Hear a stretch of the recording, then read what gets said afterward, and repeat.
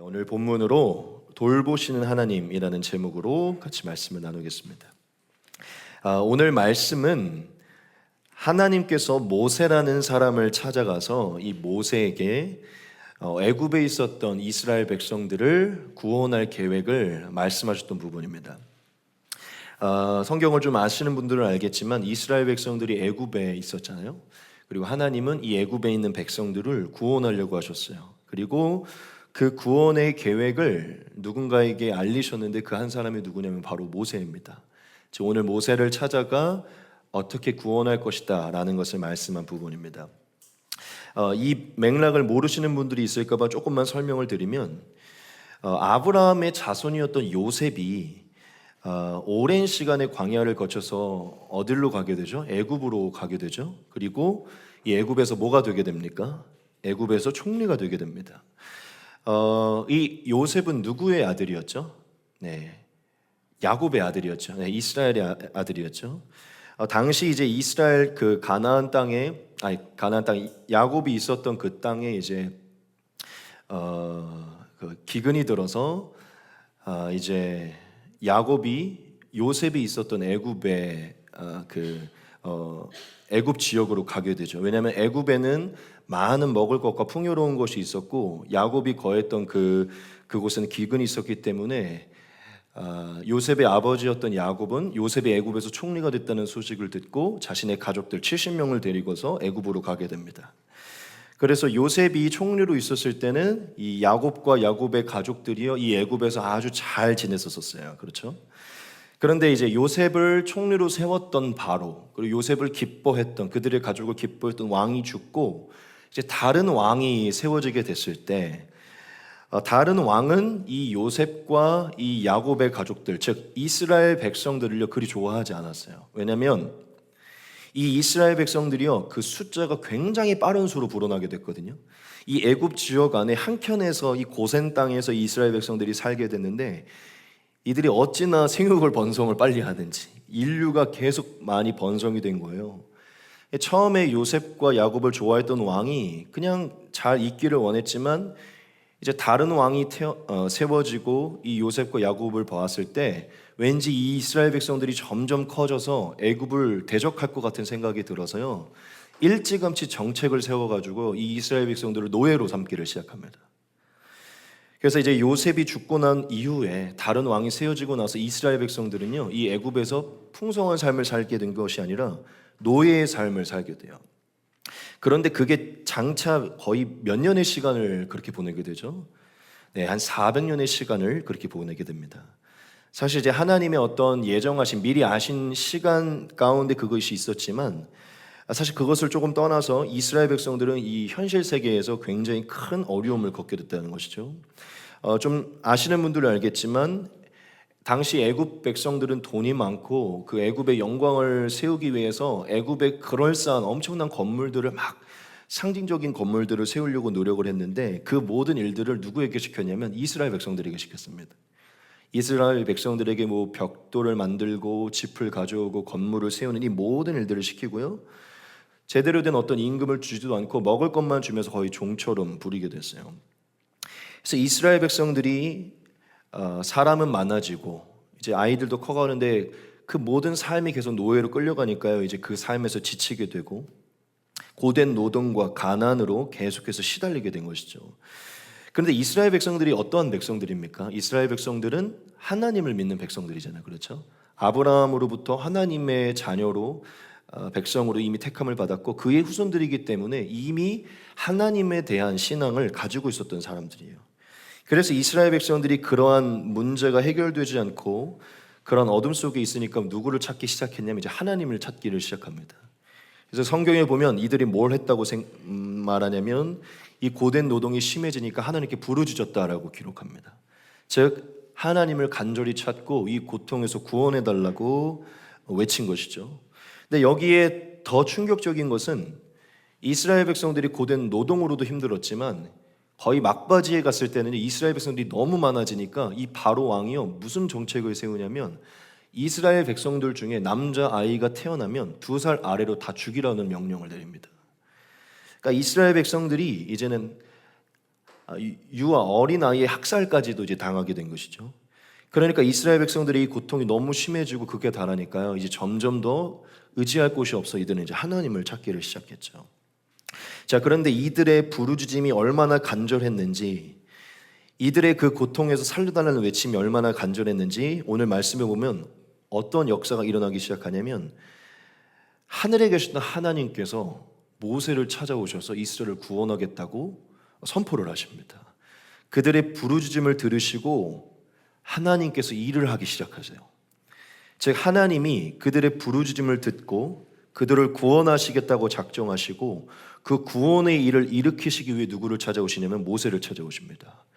그리고 그 모세를 찾아오셔서 그 백성을 구원하겠다는 그 구원의 계획을 말씀을 해주세요.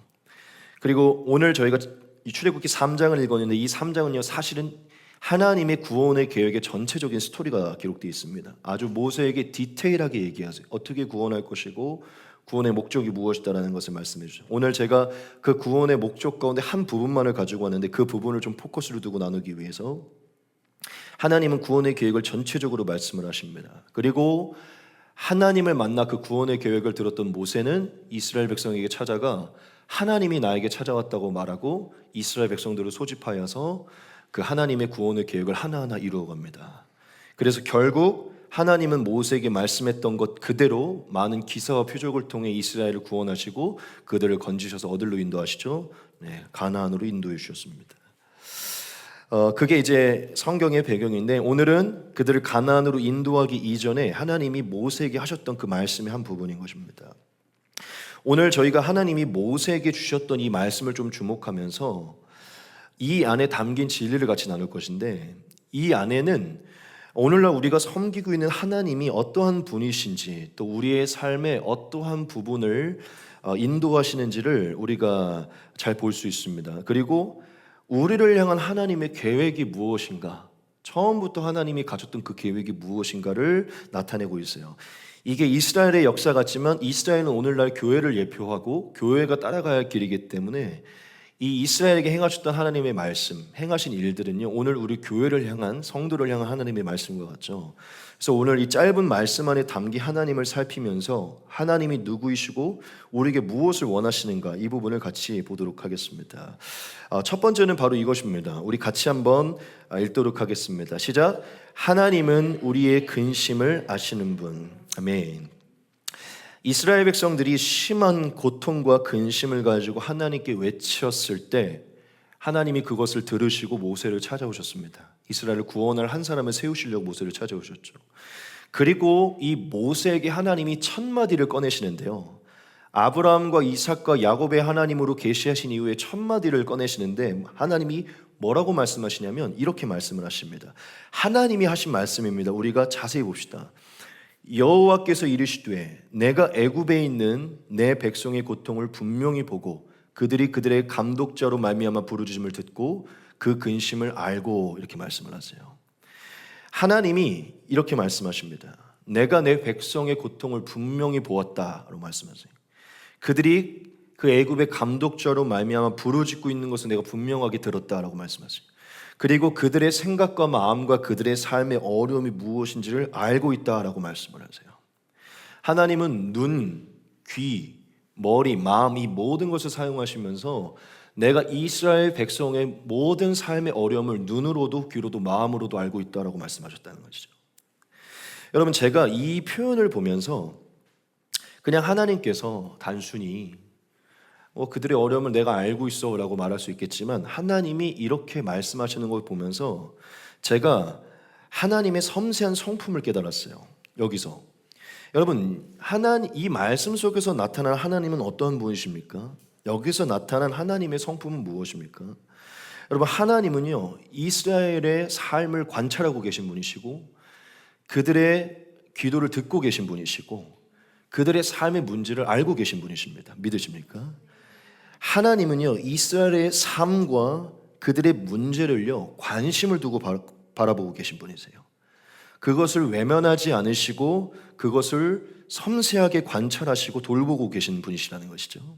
눈과 귀와 마음과 생각 이 모든 것은요 하나님이 그분의 전인격적으로 한 백성을 관심을 두고 보고 있다는 것을 말하는 것입니다. 여러분, 나중에 신명기 말씀을 나누게 될 기회가 되면 나누겠지만, 신명기에서 모세가요 이스라엘 백성들을 앉혀놓고 이렇게 얘기를 합니다. 너희만큼 엄청난 백성이 어디 있냐라고 얘기를 해요. 살아계신 유일한 하나님이, 유일한 신이 이렇게 관심을 갖고 사랑을 갖고 돌보는 백성이 어디 있느냐라고 얘기를 해요. 모세가요 막 흥분해가지고 제발 생각을 좀 바꿔라. 얼마나 행복한 사람이냐라고 표현을 해요. 너희는 행복한 사람이다. 천하의 유일한 신이 돌보는 백성이 어디 있냐라고 이렇게까지 표현을 하거든요. 오늘 말씀에 보면 하나님이 어떤 분이시냐면 굉장히 디테일하고 섬세하게 그들의 삶의 문제를 바라보시고 관찰하시는 분이십니다. 믿으십니까? 오늘 말씀 속에 나타난 이스라엘을 구원하려고 모세를 찾아와 하셨던 이 말씀 속에 하나님은요 그들의 모든 것을 면밀히 살펴주시는 하나님이시라는 겁니다. 여러분, 이스라엘 백성들이요 하나님을 믿고는 있었지만 그들 안에는 의심이 있었어요. 어떤 의심이냐면 하나님이 우리의 조상인 아브라함을 택했고 이삭도 택했고 야곱도 택했고 우리에게 약속하셨는데 왜 우리에게 계속해서 이런 문제가 일어나는가? 왜 우리의 이 고통이 끝나지 않는가? 이러한 의심이 있었어요. 그런 의심이 들어올 때 그들은 이제 이런 생각이 들어오게 되죠. 하나님이 진짜 살아계신 게 맞는가? 하나님 진짜 살아계신다면 내가 이렇게 애굽에서 고통당하는 걸 왜 가만히 놔두시는가? 하나님은 왜 가만히 계시는가? 설마 우리의 조상들만을 돌보시고 우리를 버리신 것이 아닌가? 하나님이 진짜 우리의 고통을 알고 계시는가? 이런 생각들을 이스라엘이 했을 것이라는 것이죠. 이스라엘은 의심하게 되었고 하나님이 본인들에게 무관심하고 있다는 생각을 가졌다는 것입니다. 그런데 하나님은 모세에게 나타나서 분명하게 말씀을 하세요. 무엇이죠? 내가 그들을 보고 있고 그들을 듣고 있고 그들의 모든 것을 알고 있다. 이렇게 말씀하세요. 즉 이 말씀은 이스라엘에게 어떠한 말씀이냐면 하나님은 아브라함을 택했을 때부터 그들을 단 한 번도 외면하지 않았다는 것입니다. 하나님은 한순간도 이스라엘의 고통을 바라보지 않았던 적도 외면했던 적도 관심을 두고 있지 않았던 적도 없다는 것이에요. 다만 하나님의 때가 찰 때를 기다렸을 뿐 하나님은 그들을 보고 계셨고 듣고 계셨고 그들의 마음의 아픔을 알고 있었다는 것입니다. 여러분, 이 말씀을 통해서 나중에 모세가요 이스라엘에게 가가지고 이 말씀을 그대로 전합니다. 하나님이 이렇게 말씀을 해요. 모세에게 내가 너에게 했던 이 말을 이스라엘에게 그대로 전하라고 얘기를 해요. 그래서 모세가요 나중에 이스라엘로 돌아가서 애굽으로 돌아가서 장로들과 이스라엘 백성들을 세우고 이 말을 그대로 전합니다. 얼마 전에 하나님이 가시떨기에서 제게 나타났습니다. 그런데 하나님이 여러분들에게 이렇게 말하라고 합니다. 나 만군의 여호와가 말하노니 내가 너희의 고통을 보았고 너희의 기도를 들었고 너희의 근심을 알고 있다. 하나님이 이렇게 말씀하라고 하셨습니다라고 모세가 얘기를 합니다. 여러분, 하나님이 이스라엘에게 전하라고 했던 이 말씀을 모세가 전하자마자 이스라엘에는 무엇이 일어난 줄 아십니까? 엄청난 위로가 일어났어요. 하나님 여전히 살아계셨구나. 우리가 이토록 고통당한 것을 하나님 외면치 않고 있었구나. 하나님 보고 계셨고 듣고 계셨고 알고 있었구나. 이스라엘 백성들은요 하나님이 본인을 잊지 않고 있었고 돌보고 계셨다는 것을 확신하게 됩니다. 그래서 다시금 그들은 하나님이 자신들을 구원할 것이라는 확실한 마음을 알게 돼요. 즉 하나님은 이스라엘 백성들을 위로하기 위해서 그들의 모든 것을 알고 있고 듣고 있고 보고 있다고 말씀했다는 것이죠. 믿으십니까? 여러분, 우리가 이스라엘을 구원하기 위해 모세에게 찾아와 하셨던 이 말씀을 통해 우리가 섬기는 하나님이 누구인지를 다시 한번 깨달아야 됩니다. 여러분, 하나님은요 그분이 사랑하시는 이스라엘을 단 한순간도 외면치 않으시고 그 시선을 단 한순간도 놓지 않으시고 그 귀 기울임을 한순간도 놓지 않으시고 그들 향한 관심을 놓지 않으시는 분이십니다. 이스라엘의 현실을 바라보고 계시고 그들의 탄식을 듣고 계시고 그들의 삶의 근심을 알고 계신 분이십니다. 믿으십니까? 그 모든 것을 섬세하게 알고 계신 분이시라는 것이죠. 제가 하나님을 이렇게 표현하고 싶어요. 여러분, 우리가 섬기는 하나님은 멀리 계신 하나님이 아니십니다. 믿으십니까? 다른 힌두교든 불교든 어떤 다른 종교들은요 하나님이 굉장히 멀리 계신 하나님이에요. 스스로의 어떤 선행과 공로로 어떻게 한번 어떻게 한 번 닿아야만 닿게 되는 너무 어려운 뭔가를 엄청나게 덕을 쌓아야만 할 수 있는 하나님이거든요. 하지만 이스라엘을 통해 계시하신 하나님은요, 멀리 계신 분이 아니에요. 우리의 삶에 관심을 가지고 계신 분이시고 우리의 고통에 관심을 갖고 계신 분이십니다. 믿으십니까? 사랑과 관심으로 그의 분의 전인격으로 바라보고 계신 게 이스라엘의 하나님이시라는 것이죠. 저는 우리가 이 말씀을 통해서 우리의 삶에 함께 하시는 하나님이 어떤 분이신지를 다시 한번 깨닫기를 소망합니다. 여러분, 하나님은 우리 개개인 한 사람 이스라엘이 된 우리의 삶을요 보고 계십니다. 듣고 계시고 우리의 삶의 모든 문제를 알고 계신다는 것이죠. 믿으십니까? 여러분, 우리가 우리의 삶에 이스라엘과 같이 어려움을 겪게 될 때가 많아요. 뭐 경제적인 어려움을 겪게 되기도 하고 가정의 어려움을 겪게 되기도 하고 뭐 여러 가지 건강의 어려움을 겪게 되기도 하고 여러 가지 삶의 어려움, 직장의 어려움이든 여러 가지를 겪게 됩니다.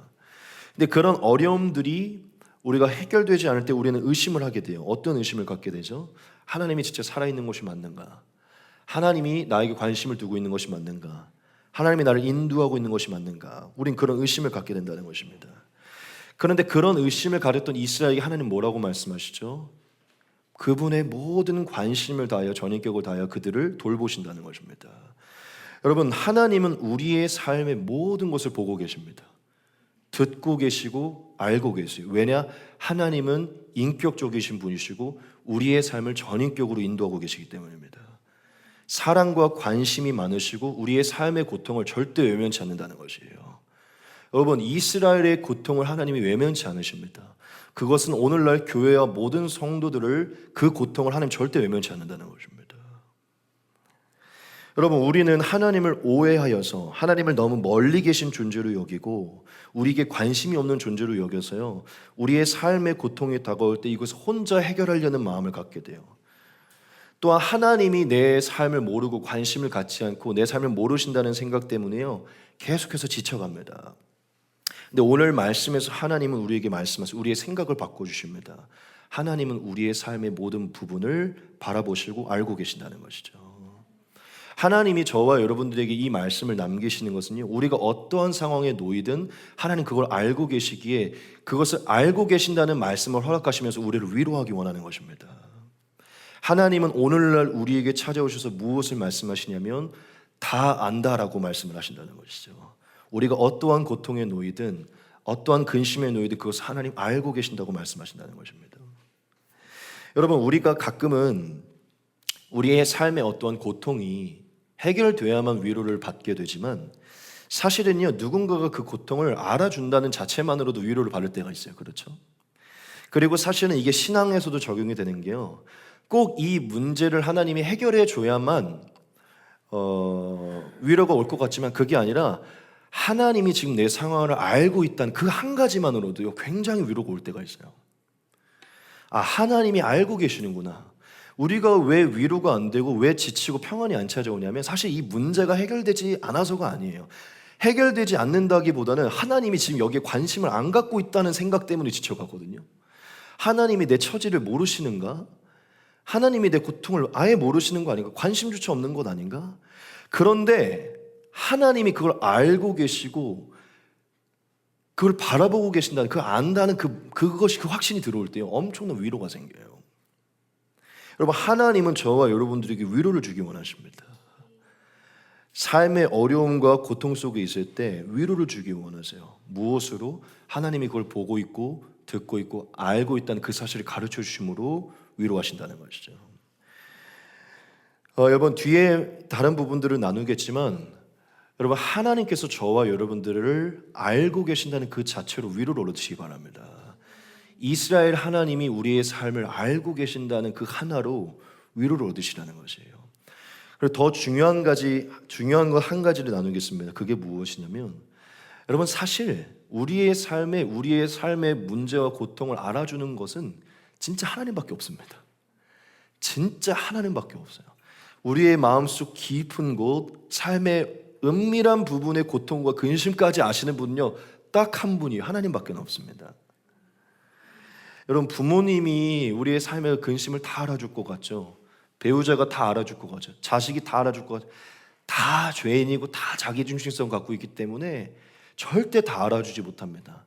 제가 이 얘기를 왜 하냐면 인간은 그걸 알아주는 자체로 위로를 얻거든요. 절대 사람에게서 위로를 못 얻어요. 이스라엘은요, 그 누구에서도 위로를 얻을 수 없습니다. 하나님만이 그들의 위로인 것입니다. 믿으십니까? 여러분, 죽을 때까지 우리의 삶의 모든 것을 하나님만이 온전히 아십니다. 여러분, 하나님은 우리의 삶의 근심, 고통을 정확하게 알고 계십니다. 오늘 이 첫 번째 대지를 통해 우리가 하나님을 향한 의심이 있다면, 하나님을 잘못 알고 있다면 다시 한번 하나님의 어떠한 분이 얼마나 선하시고 신실하신 분인지를 바라봅시다. 그분은 이스라엘을 바라보시고 들으시고 알고 계신 분이십니다. 할렐루야. 마지막 질문을 하나 던져봅시다. 그럼 왜 이스라엘의 고통을 바라보시고 듣고 계시고 왜 이스라엘을 아실까요? 이유는 딱 한 가지입니다. 여기에 나와 있어요. 여호와께서 이르시되 내가 애굽에 있는 내 백성의 고통을 분명히 보았다. 하나님이 이스라엘을 자신의 백성으로 삼았기 때문입니다. 하나님이 이스라엘을 자신의 자녀로 택했기 때문에 하나님이 그들을 돌보시는 것입니다. 믿으십니까? 여러분, 하나님이 이스라엘에게 관심을 두시는 이유는 딱 한 가지예요. 하나님은요, 성경을 보시죠. 다른 나라에는 관심이 없어요. 옆에 있는 블레셋이든 가나안 족속이든 애굽이든 관심이 없어요. 딱 하나입니다. 이스라엘에게만 관심이 있어요. 왜? 내 백성이기 때문에. 이스라엘이 하나님이 택한 자녀이기 때문에. 믿으십니까? 처음부터 하나님이 아들로 삼으신, 딸로 삼으신 자녀이기 때문에 전인격으로 관심을 가지신다는 것이죠. 여러분, 우리가 이 말씀을 통해서 하나님을 다시금 깨닫기 원하면 하나님은 저와 여러분들의 삶의 은밀한 부분, 모든 것을 아시는 분이십니다. 두 번째입니다. 우리 같이 한번 읽겠습니다. 시작. 하나님은 우리를 건지시는 분. 아멘. 오늘 8절 말씀에서 하나님이 7절에서는 그들의 모든 것을 이미 알고 있었다라고 얘기하시고 8절에서는 그들에게 이렇게 말씀을 하십니다. 같이 한번 보겠습니다.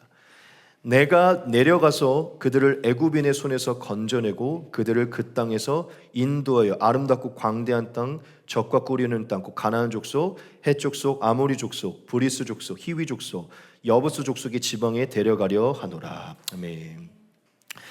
하나님이 7절에서 그들을 향한 마음을 선포하시고 8절에서는요, 무엇을 말씀하시냐면 하나님은 그들에게 관심만 가질 뿐 아니라 그들을 위해 하나님이 하늘에서 직접 내려오실 것이고 그들을 그 고통에서 건져내실 것이다, 이렇게 말씀하십니다.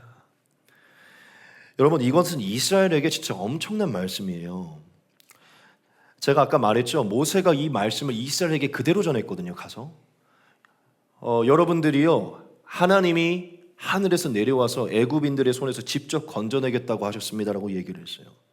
여러분, 이스라엘 백성들에게 이 얘기는요, 정말 엄청난 말씀입니다.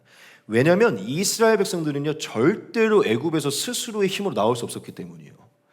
이스라엘은 이미 정체성 자체가 노예였고 나중에 이스라엘 출애굽했을 때 보면요, 출애굽을 시켜놨는데도 다시 애굽으로 돌아가고 싶어해요. 왜냐하면 이미 근성 자체가 노예로 바뀌었기 때문이에요. 그러니까 그들은 이미 오랜 기간 거기 있었기 때문에 반역을 일으키고 반란을 일으킬 생각조차도 없었고요. 힘도 없었어요. 무슨 정치적인 힘이 있지도 않죠. 그들의 백성 가운데 요셉 같은 총리가 있지도 않죠. 돈이 많지도 않죠. 그렇다고 무기가 많고 군사력이 많지도 않아요. 여러 가지들로 이스라엘 백성은요, 하나님의 개입하심이 없으면 절대 그 현실에서 나올 수가 없었습니다. 그 문제 속에 하나님이 개입하자면 그걸 해결할 수 없었다는 거예요. 자, 그런데 그러한 현실 속에 있었던 이스라엘에게 하나님이 무엇을 말합니까? 난 너희의 고통을 알고 있어. 그것만으로도 위로를 얻어라고 말씀하지 않으시고 뭐라고 말씀하시냐면 내가 내려갈 것이다 라고 말씀하세요. 내가 애굽으로 내려갈 것이다. 그리고 내가 그 고통의 문제에서 건져낼 것이다 라고 말씀하세요. 하나님이 그 문제에 개입하시겠다고 말씀했다는 것이죠. 이스라엘의 문제 속으로 들어가서 하나님이 주권적으로 그 문제를 해결하시겠다라고 말씀했다는 것이에요. 아무런 소망이 없던 이스라엘에게 소망을 가져다 주겠다고 말씀했다는 것이죠. 여러분, 이스라엘 백성들에게 진짜 이 말씀은요, 엄청난 사건인 거예요. 그 어떤 것도 붙잡고 어디에도 소망이 없었던 이스라엘에게 만군의 여호와 하나님, 전능하신 하나님이 개입하셔서 그 일을 해결하겠다고 말씀했다는 것입니다. 여러분, 이스라엘의 역사, 특별히 출애굽 역사 딱 하나만 보잖아요. 진짜 이스라엘이 한 게 뭔 줄 알아요? 그냥 가만히 있어서 하나님이 한 걸 본 겁니다. 이스라엘 백성들이 출애굽의 이 역사, 시작부터 끝까지의 역사를 보면요, 한 게 아무것도 없어요. 한 거라고는 그냥 모세 하나가 좀 지팡이를 가지고 기적을 행한 것. 이스라엘 백성들은요, 그냥 하나님이 행하는 걸 이렇게 보면서 가라 그러면 가고 멈추라면 멈추고 만나 메추라기 내리면 먹고. 이스라엘 백성이 이 애굽에서의 구원에서 행한 것은 아무것도 손 하나 까딱한 게 없습니다. 하나님이 내려오셔서 모세를 통해서 직접 애굽의 기사와 표적을 행하시고 이 구원을 일으키세요. 믿으십니까? 하나님이 모세에게 말했던 것처럼 직접 이 역사 가운데로 들어오셔서 하나님을 나타내 주시고 하나님의 주권적인 손으로 이 문제에서 건져내 주셨다는 거예요. 여러분, 하나님은 이스라엘의 삶의 문제에 역사에 개입하시겠다고 하셨고, 개입하셔서 그 문제를 자신의 문제로 해결하시겠다고 하셨어요. 그 문제를 남의 일로 여기지 않고 하나님의 일로 여기셨다는 것이죠. 믿으십니까? 왜냐? 하나님의 백성이기 때문에. 결국 하나님은 약속하신 대로 이스라엘은 가만히, 그들의 삶에 가만히 있었는데 하나님이 그들이 이렇게 들어서 그분의 주권적인 역사로 그들의 삶의 완전 환경을 바꿔주셨다는 것입니다. 여러분, 우리가 이 말씀을 통해 하나님이 어떤 분이신지를 깨달아야 됩니다. 단순히 이 말씀뿐만 아니라 앞으로 진행될 그 역사를 통해 깨달아야 돼요. 여러분, 하나님은요, 관심만 기울이시는 분이 아니십니다. 보고 듣고 알아주기만 하시는 분이 아니에요. 하나님은 말씀만 하시는 분이 아니십니다. 하나님은 행동하는 분이십니다. 믿으십니까?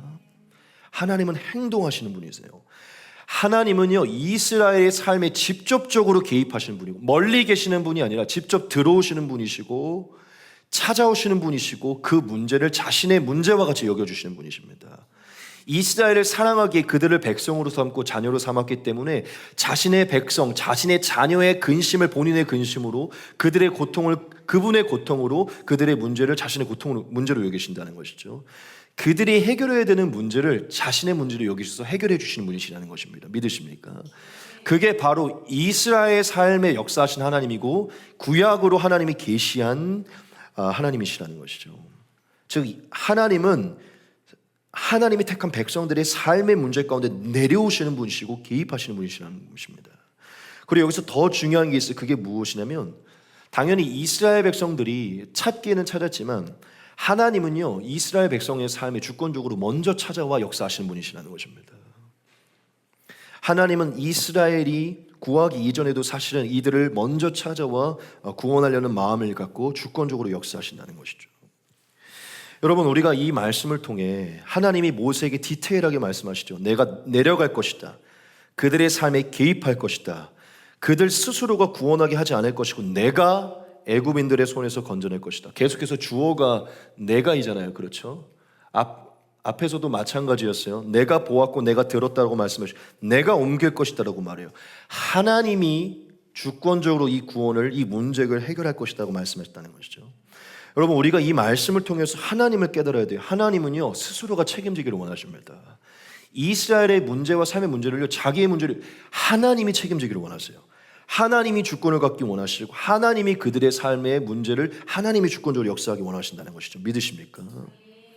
하나님은 공감만 해주시는 분이 아니라, 우리의 삶에 공감만 해주시는 분이 아니라 실제적인 역사를 일으켜주시는 분이시라는 것이죠. 하나님은 우리의 삶의 문제를 알고 계시고 알고 있을 뿐이 아니라 그 문제에서 자유케 하기를 원하시는 게 하나님이고, 원할 뿐만 아니라 실제로 찾아오셔서 그 문제를 일으키신다는 것입니다. 갑자기 제가 그냥 이 말씀이 떠올라가지고 이 말씀을 좀 인용을 해드릴게요. 요한 1서에 보면요, 이런 말씀이 있어요. 사도 요한이 이런 얘기를 합니다. 요한 1서에도 있고 야고보서에도 있어요. 이런 말씀. 야고보도 그렇고 요한도 이런 얘기를 해요. 너희가 형제의 어려움을 알아주는 게 좋은 일이긴 하지만 형제의 어려움을 알고 있으면서도 그에게 옷 하나도 벗어주지 않고 먹을 것 하나 주지 않으면 그게 사랑이냐라고 얘기를 해요. 사랑은 말과 혀로 하는 게 아니라 행함과 진실함으로 하는 것이다라고 얘기를 해요. 행동까지 행하는 것, 그들의 문제를 내가 짊어지고 해결해 주는 것이 사랑이다라고 표현해요. 그래서 행함과 진실함이 없는 사랑, 말과 혀로만 하는 것, 알아주기만 하는 것은 사랑이 아니라고 얘기해요. 행동까지 가야 된다고 얘기를 합니다. 뭐 그래서 그런지 저는 누군가가 어떤 삶의 문제가 생기면요, 그거를 안아줄 뿐만 아니라 제가 도와주고 싶은 마음이 생겨요. 뭐 여러분들도 그렇겠죠. 거기까지가 사랑인 거예요. 그게 하나님이십니다. 믿으십니까? 하나님은 하늘에서 아이고 내 백성들이 고생하는구나, 아이고 저 강남에서 고생하고 있구나, 아이고 여기 덕수에서 고생하고 있구나, 남양주에서 고생하고 있구나 뿐만 아니라 하나님은 그 남양주로 찾아오시고 그 일, 그게 IT 일이든 무슨 일이든 우리가 하고 있는 그 문제, 근심하고 있는 일들 하나님이 그것을 함께 이뤄가기를 원하신다는 것입니다. 믿으십니까? 하나님은 우리의 삶에 멀리 계시지 않고 들어오시고 내려와서 들어와 개입하여 우리의 삶의 디테일한 문제, 우리가 근심하고 있는 문제를 하나님이 해결하고 원하신다는 것이죠. 왜? 답은 오늘 이걸 계속 강조해요. 우리가 하나님의 백성이기 때문이에요. 믿으십니까? 우리가 하나님의 자녀이기 때문이죠.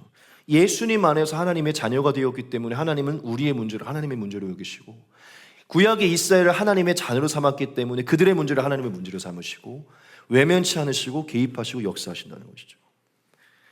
오늘날 우리에게 하나님, 우리를 자녀로 삼았기에 그분이 우리의 부모이시기에 자녀의 문제가 본인의 문제와 같이 여겨지시기 하나님 개입하셔서 역사하신다는 것입니다. 그게 바로 오늘 모세에게 계시하신 하나님이 이스라엘 구원의 역사 가운데 나타난 하나님이시라는 것이죠. 제가 아주 찰떡과 같은 비유를 하나 들어볼게요. 제가 중고등학교 때 사고를 조금 많이 쳐가지고요, 부모님이 학교에 오신 적이 몇 번 있었어요. 왜 이렇게 웃으세요? 근데 웃긴 게 뭐냐면 중고등학교 때 이제 사고를 쳐서 문제가 생기면요 꼭 누구를 부르는 줄 아세요? 꼭 부모님을 불러요. 저는 꼭 제발 부모님한테 얘기하지 말라더라고요. 얘기하지 말아주시고 제가 매를 맞든 제가 벌을 받을 테니까 제발 꼭 부모님을 불러요. 왜냐하면 자녀의 문제는 부모의 문제와 연결이 되어 있기 때문이에요. 당연히 단순히 일러 바치려고 하는 게 아니라 이걸 알아야 되기 때문이거든요. 그러면 꼭 저희 어머니든 아버지든 무슨 얘기 하시냐면 제가 학교로 가겠습니다라고 얘기를 해요. 그럼 꼭 부모님이 오셔서요 그 문제를 부모님이 해결을 하십니다. 제가 그런 어린 시간들을 보냈는데요, 이게 하나님과의 관계에서 늘 동일하다는 걸 느꼈어요. 항상 저의 문제 속에 항상 부모님이 찾아왔었거든요.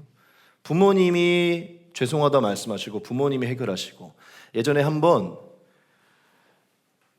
이런 얘기까지 하긴 그렇지만 친구랑 싸웠는데 치고받고 싸운 거예요. 그런데 친구가 치아 교정기를 하고 있었던 거예요. 이제 때리면서 싸우잖아요. 치아 교정기를 하고 있었고 입이 완전 터진 거예요. 심하게 나온 것이죠. 학교에 하나님 부모님 불려오셨어요. 제 문제가 제가 해야 되잖아요. 근데 부모님이 다 비용도 지불하시고 다 하시고, 근데 부모님이 나중에 저한테 엄청 뭐라고 하실 줄 알았는데 한마디 얘기를 안 하시는 거예요. 그냥 잘했다는 거예요, 저에게. 왜냐면 제가 왜 싸웠는지를 이유를 설명을 했었거든요. 얘기가 좀 길어지지만 돈의 문제든 학교의 징계의 문제든 뭐든지 항상 부모님이 찾아오셔서 그거를 해주셨어요. 왜 그럴까요? 부모님이 선생님한테 뭐 걔 이제 다 컸고 지가 알아서 하면 되니까 알아서 좀 해주세요 이럴 수 있는데 왜 항상 거기 오셔가지고 왜 그렇게 하실까요? 자녀의 문제가 부모의 문제처럼 여겨지기 때문입니다. 믿으십니까? 여러분, 하나님은 우리를 자녀로 삼으신 순간 우리가 행하는 문제를 더 이상 다른 문제로 여기지 않으십니다. 자녀가 생각하는 것과 겪고 있는 것과 어려움을 겪는 것을 하나님의 문제로 여기신다는 것이죠. 왜냐? 하나님은 우리 아버지시기 때문이죠. 하나만 더 얘기를 할게요. 예전에 한번 아버지가 저에게 차를 이제 주셔가지고 차를 몰고 나간 적이 있어요. 근데 이렇게 저희 집이 이렇게 무슨 약간 그때 당시 여주에 이렇게 살고 있어가지고 이게 좀 울그락불그락하는 그런 비포장 도로가 있던 곳이어가지고 아버지가 저한테 학교 가기 전에 제가 차 타고 갔는데 이러시는 거예요. 서광아, 오늘 길이 좀 미끄럽다, 조심해라, 이런 거야. 그래서 알겠다고 하고서 차를 타고 나왔는데 조심하진 않았어요. 그래가지고 실제로 있었더니 타고 가다가 집에 현관문을 들이박아가지고 다 부서진 거예요. 와, 이게 소망이 없어요. 뭘 어떻게 해야 될지 모르겠는 거예요. 제가 생각난 건 딱 한 분이 아빠예요. 그래서 아버지한테 전화했어요. 아버지가 저기서 달려온 거예요. 밥 먹다 말고 달려와가지고 일단 차를 뒤로 빼야 되는데 이게 헛바퀴가 돌아가지고 눈이 와가지고 헛바퀴가 돌아가지고 안 빠지고 아버지가 어디서 모래를 가져와가지고 막 해가지고 빼신 거야. 그래서 막 저를 막 때리면서 막 내가 조심하라고 했지 이러면서. 그러면서 아버지가 했던 건 야 내가 조심하라고 했지 네가 해, 네가 알아서 처리해라고 말하지 않고 뭐라고 하셨냐면 일단 학교를 가라 하시는 거예요. 일단 학교를 가라. 너 학교 가야 되니까. 그러고서 아버지가 다 해결을 해주셨어요. 제가 그게 아직도 기억이 나요. 얼마나 감사하던지. 안 할 수도 있잖아요. 그러니까 이게 부모라는 것이죠. 이게 바로 부모와 자식 간의 관계라는 거예요. 부모 입장에서 얼마나 짜증날까요? 또 사고를 하지만 그 문제에 엮여 있고 그걸 외면할 수가 없는 것이죠. 아버지께서 아버지의 자녀이니까. 여러분 이스라엘의 역사를 보면요, 하나님이 늘 얘네 안 구해내줘도 되거든요. 맨날 불순종해요. 맨날 사고쳐요. 안 구원해줘도 되는데 또 구원해줘요. 또 구원자를 보내고 또 그들의 삶을 역사하십니다. 왜 그럴까요? 구약에 이미 하나님 수도 없이 외쳐 이들을 내가 긍휼히 여기고 이들을 택했고 이들을 사랑하고 이들을 외면할 수 없다는 것입니다.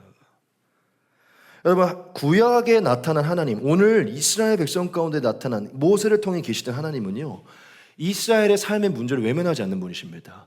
그들의 삶의 문제에 들어와 직접적으로 역사하시는 분이세요. 믿으십니까?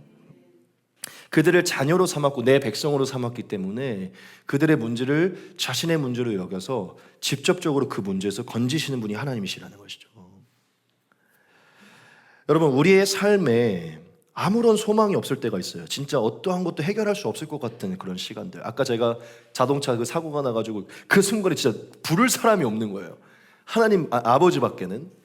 우리의 삶에 그럴 때가 있어. 누구도 기대할 수가 없을 때, 아무런 소망이, 마치 이스라엘 백성들이 더 이상 애굽에서 소망이 없었던 것처럼. 여러분 그때 우리가 소망할 수 있는 분은 딱 한 분입니다. 오직 하나님이십니다. 왜냐 하나님은 우리의 삶에 관심을 갖고 계시고 우리의 삶의 역사에 내려오시는 분이시기 때문이죠. 그리고 하나님의 기적을 보이시기 원하시는 분이시기 때문입니다. 믿으십니까?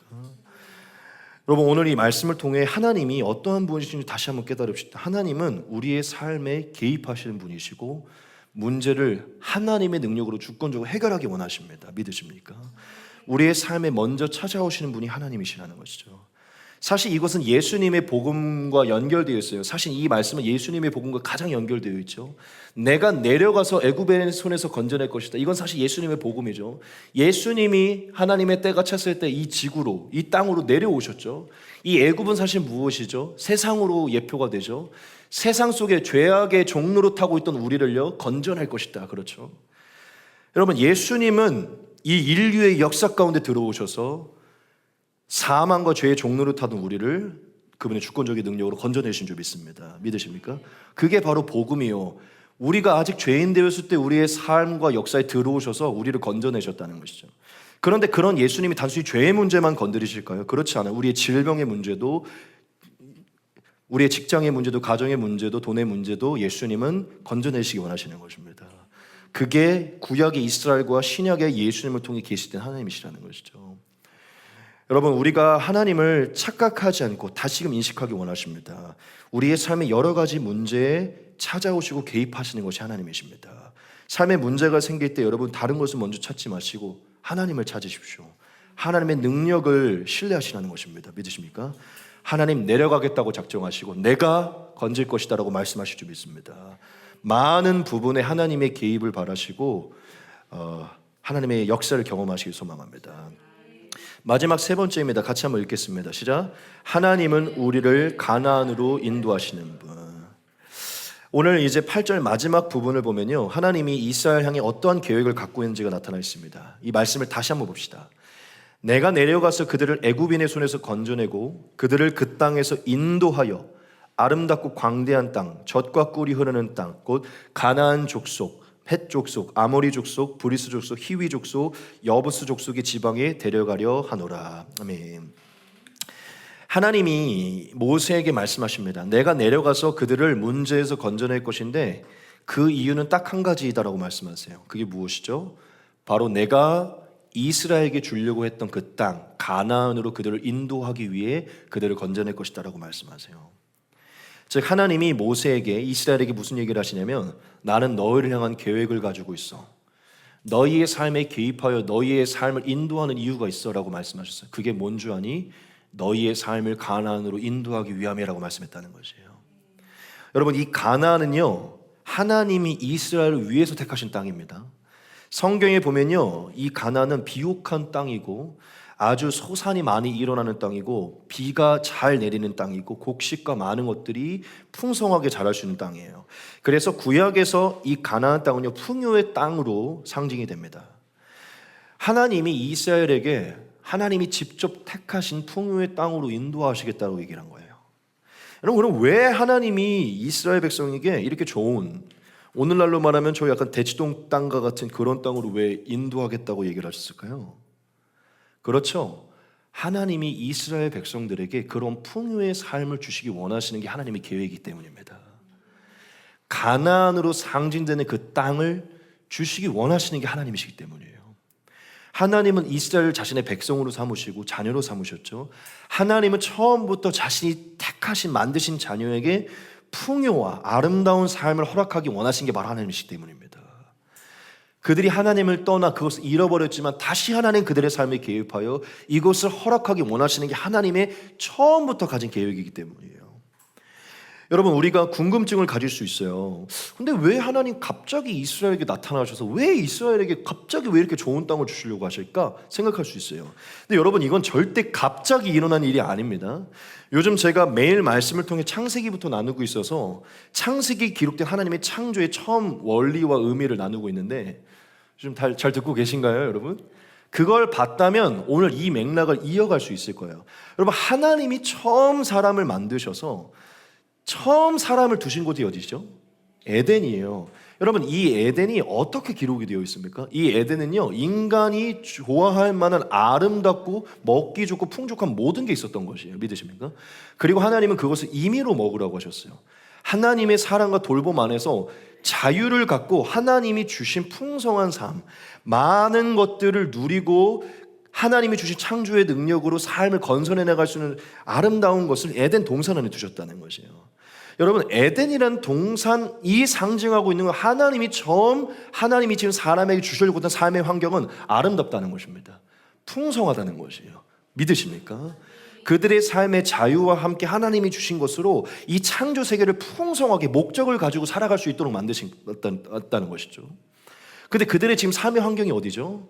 애굽이에요. 하나님은 하나님의 자녀가 종으로, 노예로, 꿈도 못 꾸고 소망도 없고 기근 가운데 살도록 창조하지 않았어요. 하나님은 처음부터 에덴을 꿈꾸셨습니다. 그런데 하나님의 택하신 백성이 지금 애굽에 있으니 하나님의 마음이 어떨까요? 이들을 건져내어 처음 하나님이 주시려고 했던 그 에덴의 삶으로 회복하기 원하시겠죠. 여러분, 이 가나안은요 다시 두 번째로 창조된 에덴과 같아요. 믿으십니까? 이들은 가나안으로 들어가게 되면서 여기서 하나님을 믿게 되고 하나님과의 관계가 생기게 돼요. 이 에덴은요 하나님의 임재가 있고 하나님과의 관계가 있는 곳이었어요. 하나님의 돌보심, 하나님의 말씀에 순종하는 것. 다시 하나님은 에덴을 떠났던 애굽으로 갔던 이 인류를 다시 가나안으로 하나님이 다스리고 돌보시는 땅으로 인도하여 그것을 율법을 주셔서 하나님을 섬기게 하심으로 다시 에덴의 풍성함을 허락해 주십니다. 여러분, 제가 뭘 말하고 있냐면 하나님은 한 번도 처음부터 인간에게 기근과 어려움과 고통을 말한 적이 없어요. 이것은 죄로 인해 인간이 하나님을 떠남으로 찾아온 것입니다. 하나님 처음부터 에덴을 말씀하셨죠. 가나안을 말씀하셨죠. 왕국을 말씀하셨죠. 이후에 마지막 천국을 말씀하십니다. 마지막 천국은요 고통도 기근도 어둠도 없는 풍요한 삶이 있는 것일 줄 믿습니다.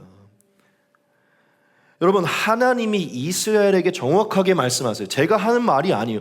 하나님이 하나님의 백성에게 원하는 것은요 아름답고 광대한 땅으로 인도하는 것입니다.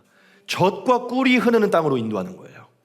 굉장히 상징적입니다. 우리의 삶이 아름다운 삶으로 펼쳐지기 원하고 광대한 땅이라는 것은 우리가 펼칠 수 있는 삶을 살기를 원하는 것입니다.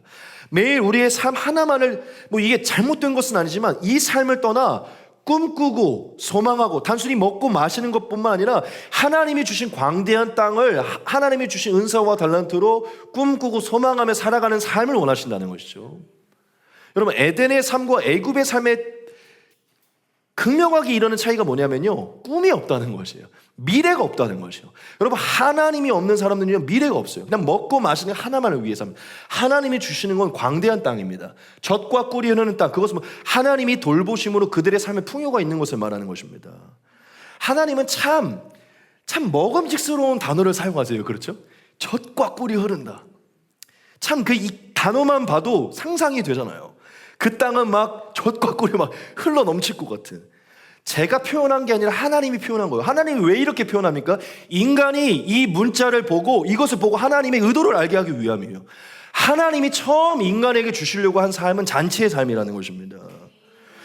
여러분, 탕자가 집안으로 돌아왔을 때, 아버지의 품으로 돌아왔을 때 아버지가 제일 먼저 한 게 무엇이죠? 제일 좋은 옷을 입히고 좋은 가락지를 끼고 송아지를 입히고 잔치를 일으키시는 것입니다. 그 아들이 원래 가졌던 지위와 삶의 환경을 회복시켜 주는 것이에요. 이 탕자가 떠났을 때 애굽의 종노릇 하듯이 주염 열매를 먹으면서 살잖아요. 애굽에서 이 백성들이 마늘과 부추와 그것만 먹으면서 살았잖아요. 그런데 거기에 종노릇하면 그것만 달라고 얘기를 하잖아요. 그런데 그가 다시 돌아왔을 때 가장 먼저 하는 건 아무 얘기를 하지 않으시고 왕의 모습으로, 가나안의 삶으로 회복을 시켜주십니다. 지금 딱 그 모습이에요. 탕자가 돌아왔을 때 잔치를 일으켰죠. 하나님의 자녀는 이스라엘 백성이 애굽에서 주염 열매를 맺고 있을 때 다시 가나안으로 인도해서 잔치를 일으키기 원하시는 것이에요. 하나님은 시중일과 성경의 처음부터 인간을 향한 하나님의 계획이 무엇인지 말씀해 주세요. 그래서 제가 말하는 게 창세기가 그토록 중요하다는 거예요. 하나님의 형상이 무엇인가, 에덴이 무엇을 뜻하는가, 그게 뭘 말해주는가. 여러분, 우리가 이걸 깨달아야, 처음 지어진 모습을 깨달아야, 아, 내가 원래 어떤 존재고 어떻게 돌아가는 게 맞는 거구나를 깨닫게 되는 것이에요. 믿으십니까? 여러분, 드라마 보면 제일 많이 등장하는 하나의 어떤 그 내용이 그거잖아요. 출생의 비밀. 어떠한 사람이 어떤 대기업의 CEO의 아들로 태어났는데 갑자기 애가 바꿔치기 돼가지고 저 완전 가난한 집안에서 크게 되다가 어느 날 운명적으로 누구를 만나게 됐는데, 뭐야, 내가 원래 삼성그룹의 아들이었어? 이러면서 갑자기 이제 막 싸움을 일으켜지는, 걔가 자기의 출생의 비밀을 깨닫는 순간부터 애가 막 바뀌기 시작해요. 그렇죠? 왜냐? 나 원래 귀족 집안이었구나. 내 자리가 원래 이게 아니었고, 나 원래 원룸에서 사는 존재가 아니었구나. 여러분, 제가 왜 이걸 강조하냐면, 하나님이 우리를 어떻게 창조했고 우리에게 뭘 원하신지를 알 때, 우리 스스로에 대한 정체성을 알 때요, 어디로 가야 될지를 우리가 목적지를 정하게 된다는 것이에요. 그걸 바라보게 될 때 우리의 삶이 회복된다는 것입니다. 그리고 하나님이 내게 뭘 원하신지를 알아야 담대하게 하나님께 기도하는 것 아닙니까? 그렇죠? 그걸 알아야 담대히 하나님께 구할 수 있는 것이잖아요. 하나님이 내가 가나안의 삶을 원하실까? 이런 의심이 들어오면 뭘 기도하게? 하나님은 처음부터 에덴을 원하셨구나. 왕 노릇하길 원하셨고 왕 같은 제사장 되기를 원하셨구나. 가나안을 원하셨구나. 내 삶의 이런 환경에서 벗어나게 하나님 원하시는구나. 담대하게 하나님께 기도할 수 있는 것이죠.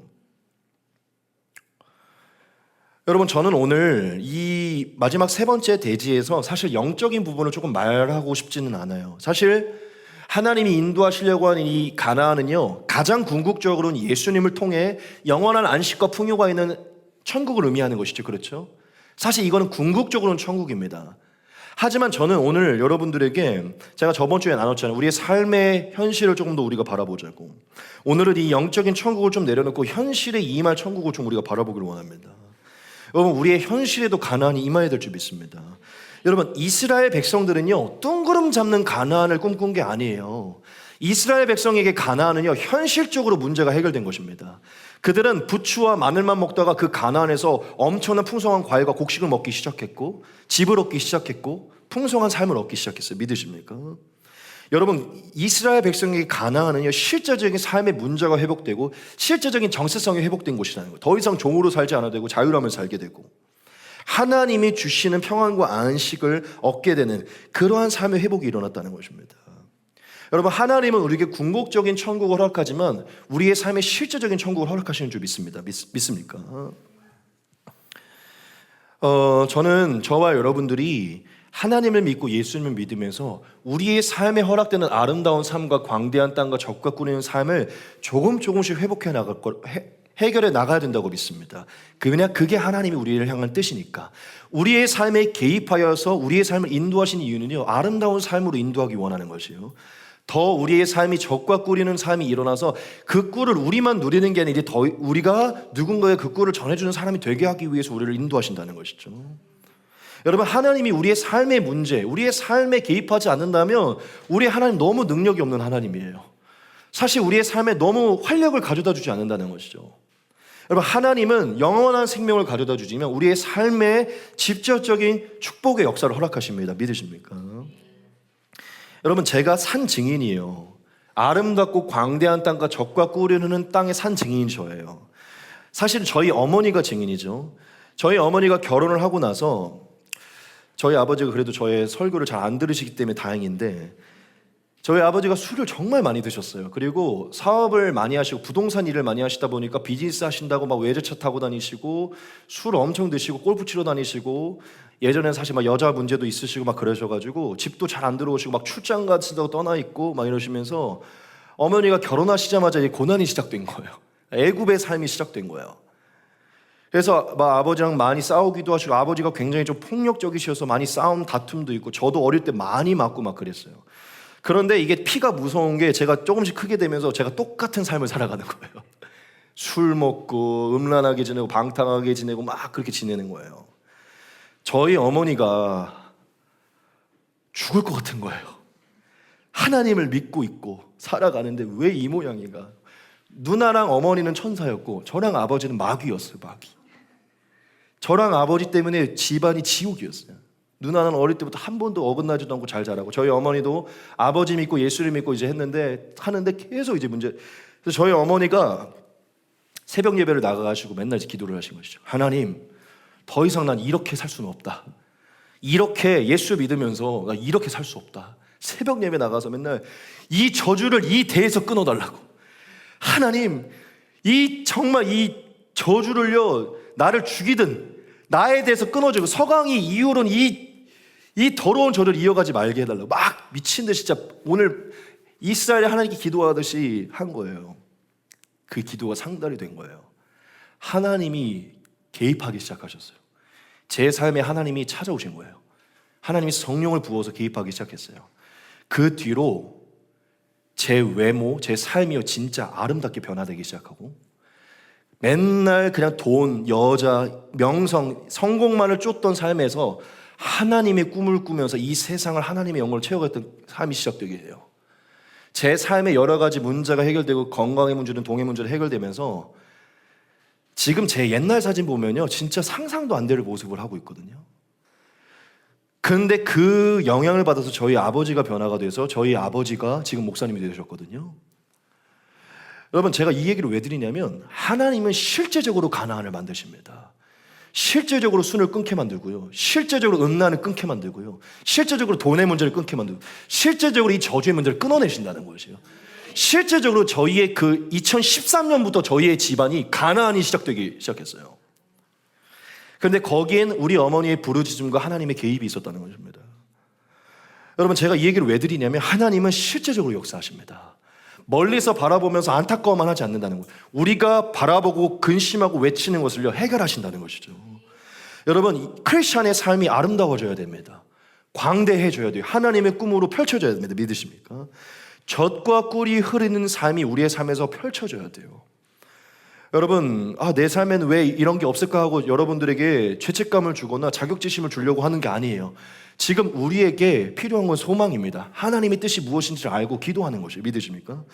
여러분, 하나님은 우리의 삶을 가나안으로 만들기 원하십니다.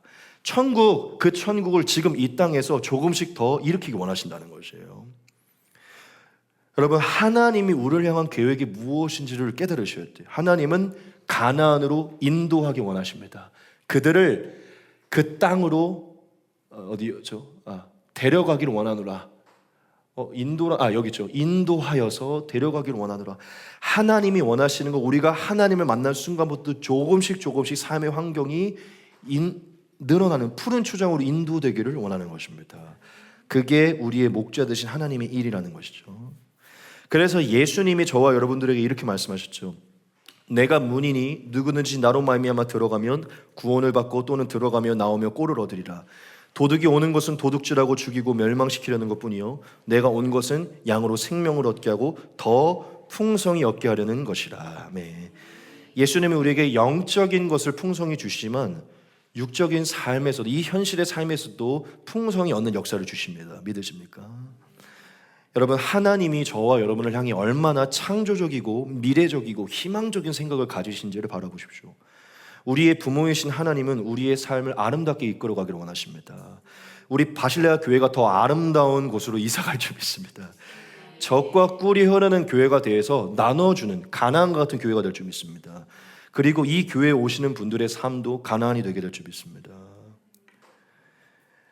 마지막 하나만 전하고 마칠게요. 그러면 하나님이 이 가나안에서 우리에게 풍요와 하나님의 회복을 주시기 원하시는데, 이 가나안과 세상이 다른, 세상에 어떻게 보면 세상에서 풍요가 있을 수도 있죠.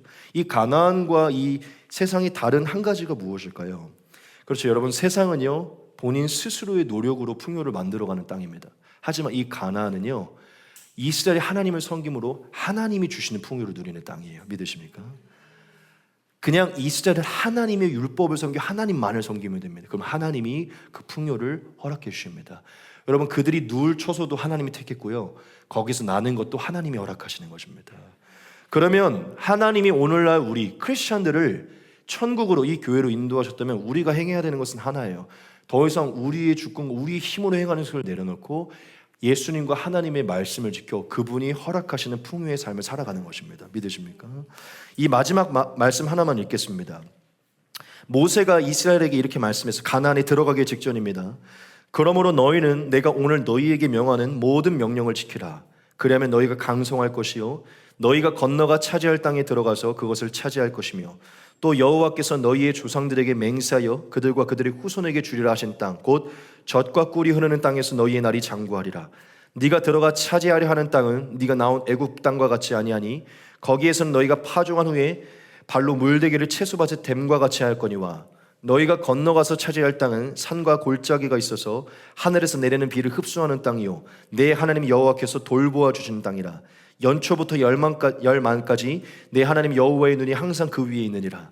내가 오늘 너희에게 명하는 내 명령을 너희가 만일 청종하고 너희 하나님 여호와를 사랑하여 마음을 다하고 뜻을 다하여 섬기면 여호와께서 너희의 땅에 이른 비 늦은 비를 적당한 때에 내리시니 너희가 곡식과 포도주와 기름을 얻을 것이요 또 가축을 위하여 들에 풀이 나게 하시니 네가 먹고 배부를 것이며, 너희는 스스로 삼가라. 두렵건대 마음에 미혹하여 돌이켜 다른 신들을 섬기며 그것에 절함으로 여호와께서 너희에게 진노하사 하늘을 닫아 비를 내리지 아니하여 땅이 소산을 내지 않게 하심으로 너희가 여호와께서 주신 아름다운 땅에서 속히 멸망할까 하노라. 아멘.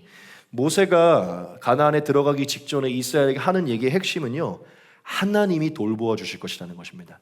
그 땅은 너희가 돌보는 것이 아니라 하나님이 하나님이 비를 내리실 것이고, 하나님이 밭에 댐을 된 것 같이 물이 된 것 같이 만들어 주실 것이고, 곡식이 나게 할 것이고, 가축이 나게 할 것이다. 하나님이 행할 것이다. 너희가 행하는 것은 무엇이냐? 우상을 섬기지 말라는 것입니다. 미혹을 당하지 말라는 것이에요. 그 하나님이 주신 풍요가 우상이 되어서 하나님을 떠나거나 하나님의 말씀을 어기지 말라는 것입니다. 오직 하나님만을 섬기고 하나님을 따를 때 하나님이 그 땅에서 돌보아 주시는 역사로 풍성함을 허락해 주신다는 것이죠. 믿으십니까? 여러분, 저는 저와 여러분들이 예수를 위해 십자가를 지는 삶을 살기를 원합니다. 근신하고 자기를 죽이고 십자가를 지는 삶을 살기를 원해요. 그런데 여러분, 십자가를 지는 것, 자기를 죽이는 삶을 너무 잘못 이해하여서 우리의 삶 자체가 아름답지 못한 삶으로 이끌어가지는 않기를 원해요. 여러분들이 존귀하고 권위 있고 권세 있고 능력 있는 사람으로 살기를 원합니다. 여러분, 권세를 갖고 능력을 갖고 풍요를 갖고도 얼마든지 십자가를 가질 수 있어요. 십자가는 우리 모두에게 주신 사명인 것입니다. 믿으십니까? 여러분, 이 두 가지의 균형을 잘 이루셔야 돼요. 모든 크리스찬들이 다 꼭 가난하고 기근이 있어야 되는 것은 아닙니다. 하나님이 그렇게 허락할 수 있지만 하나님이 이스라엘에게 원하는 것은 가나안의 삶입니다. 믿으십니까? 저는 되도록 여러분들이 하나님의 사명을 이루시면서 구워주고 나누어주고 많은 이들을 그 가나안의 풍요로 인도할 수 있는 자들이 되기를 원합니다. 그러려면 우리가 먼저 하나님 안에서의 회복과 풍요를 누릴 수 있어야 됩니다. 믿으십니까? 여러분, 하나님의 계획을 다시금 깨달아 줍시다. 하나님은 저와 여러분들을 아름답고 광대한 젖과 꿀이 있는 삶으로 인도하기를 원하십니다. 마음껏 꿈꾸시고 그것을 바라시고 하나님이 인도하시는 앞으로의 미래를 기대하시기 바랍니다. 그게 하나님이 교회에게 맡기신 사명인 줄 믿습니다. 오늘 우리가 이 말씀으로, 이 짧은 말씀이지만 하나님이 얼마나 섬세하고 어떠한 마음을 가지고 어떻게 역사하시고 우리를 향한 계획이 무엇인지 우리가 나누었습니다. 우리 하나님이 우리의 삶을 알고 계시고 개입하시고 결국 가나안으로 인도하시기 원하신다는 것을 깨닫고 더 기쁨으로 하나님을 섬기는 우리가 되기를 소망합니다. 우리 같이 한번 기도하도록 하겠습니다. 기도하겠습니다.